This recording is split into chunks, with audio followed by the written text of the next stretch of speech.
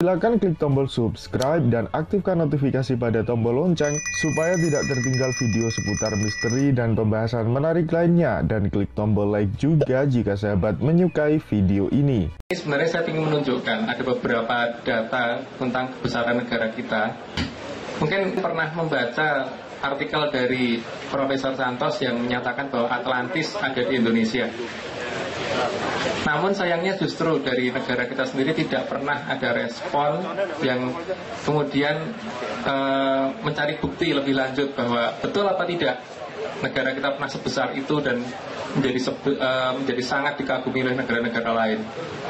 Dalam perjalanan saya beberapa bulan yang lalu, kebetulan kita dan bersama dengan teman-teman dari satu yayasan berhasil menemukan beberapa data yang mungkin agak aneh. Yang pertama, di daerah Candi Borobudur ternyata ada beberapa relief yang menunjukkan adanya gambaran tentang UFO itu di lantai 2. Jadi ternyata tidak cuma satu, ada sekitar 5 atau 6 gambar gitu di Candi Borobudur. Kemudian ada bentuk-bentuk gambar penerbangan keluar angkasa, itu jelas-jelas digambarkan di Candi Cetro. Di situ kelihatan bahwa nenek moyang kita berhasil menguasai suatu tata surya yang dikelilingi oleh ada satu bintang yang dikelilingi oleh 9 planet yang posisinya mendekati suatu rasi bintang yang seperti krater.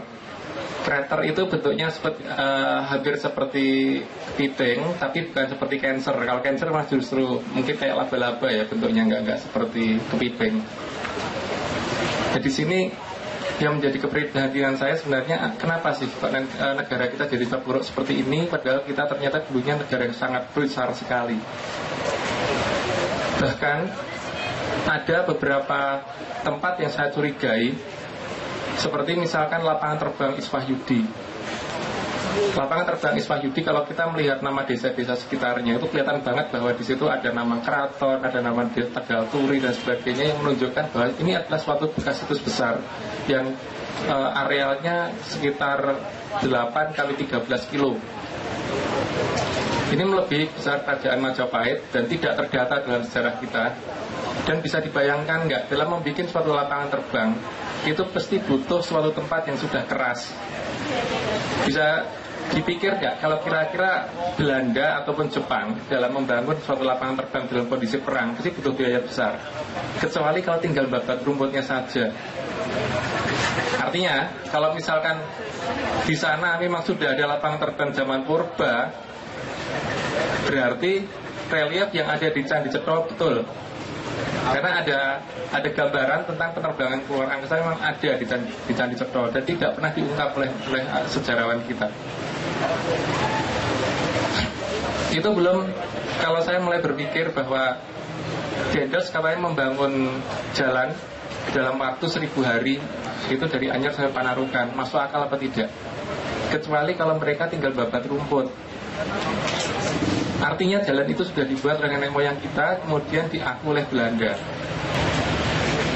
Terus kalau negara kita pernah besar, berarti ada benteng yang harusnya kelihatan di minimal, kalau karena saya di tanah Jawa belum mencoba mendiri daerah luar ya, minimal sekali di Pulau Jawa harusnya ada suatu benteng yang memiliki Pulau Jawa. Kok hilang? Gimana caranya itu dihilangkan dan bagaimana sebenarnya sih proses penghilangannya? Pernah terpikir nggak, benteng itu pasti tanahnya keras dan memanjang dari barat ke timur. Satu-satunya tempat yang memungkinkan seperti itu, bisa diperkirakan nggak? Kira-kira apa yang memanjang dari barat ke timur, yang pasti dibangun di daerah yang keras dan pasti itu pasti cukup kuat, karena tidak mungkin itu daerah berawa. Satu-satunya kemungkinan adalah rel kereta api yang memanjang dari barat ke timur. Rel kereta api itu ditutup dengan batu krakal, kemudian di atasnya ada relnya. Dengan demikian kita tidak pernah berusaha membongkar bawahnya rel itu ada batu merah menyusun apa tidak. Ketika kita coba di daerah sekitar Pati, itu terbukti di situ ada batu bara merah gede-gede yang tersusun. Artinya kemungkinan besar ada benteng yang memanjang dari barat ke timur, tapi kita belum meneliti ulang detail dari barat ke timurnya karena khawatir dikira teroris mau ngebom rel kereta api. Sini kelihatan sekali penghilangan kebudayaan kita secara terencana dan terstruktur sekali. Penghilangan pertama biasanya dengan menggeser menuju ke mitos. Istilah saya pemitosan.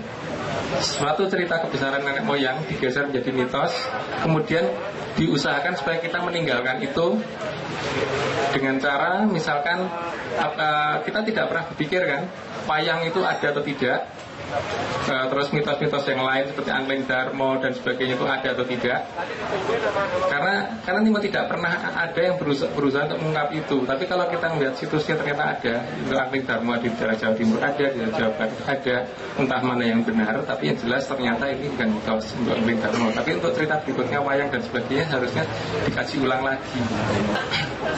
Yang kedua, ada usaha perubahan dengan cara pemegalitikan. Kalau kita melihat Atlantis itu ada di sekitar 15.000 tahun, berarti paling tidak atau mungkin lebih dari 15.000 tahun.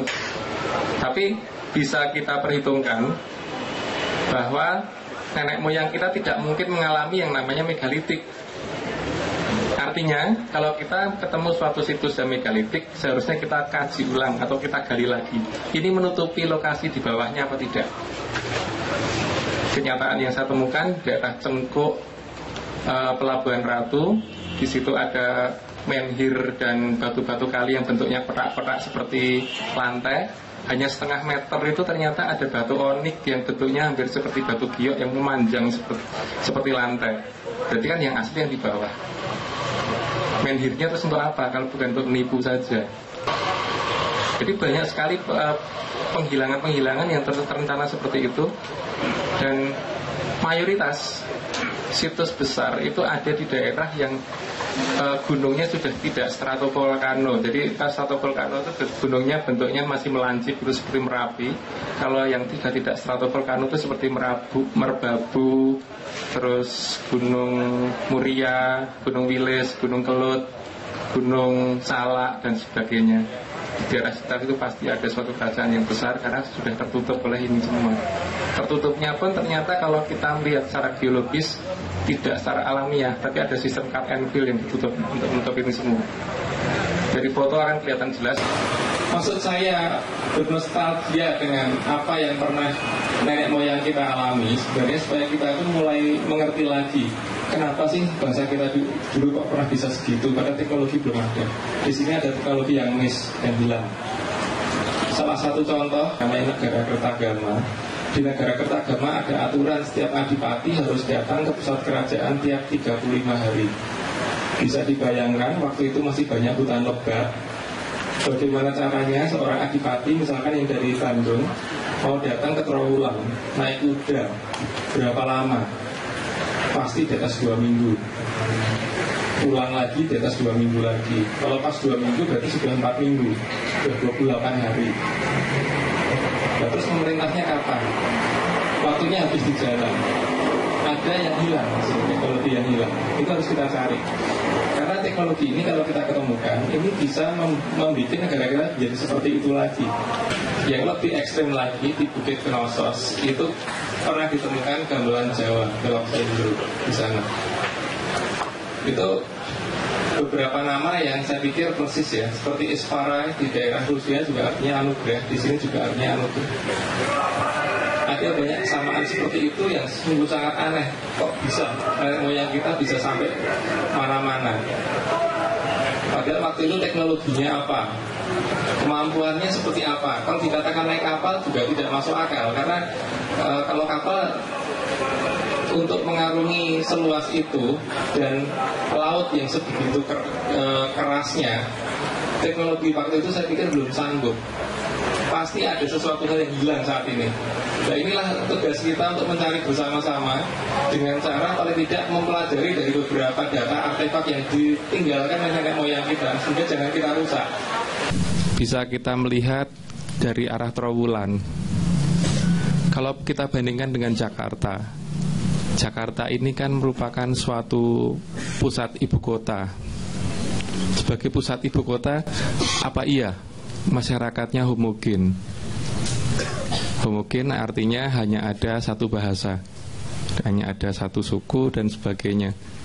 Kita lihat di Trowulan, memenuhi persyaratan itu apa enggak sih? Apa betul Trowulan pernah menjadi pusat ibu kota?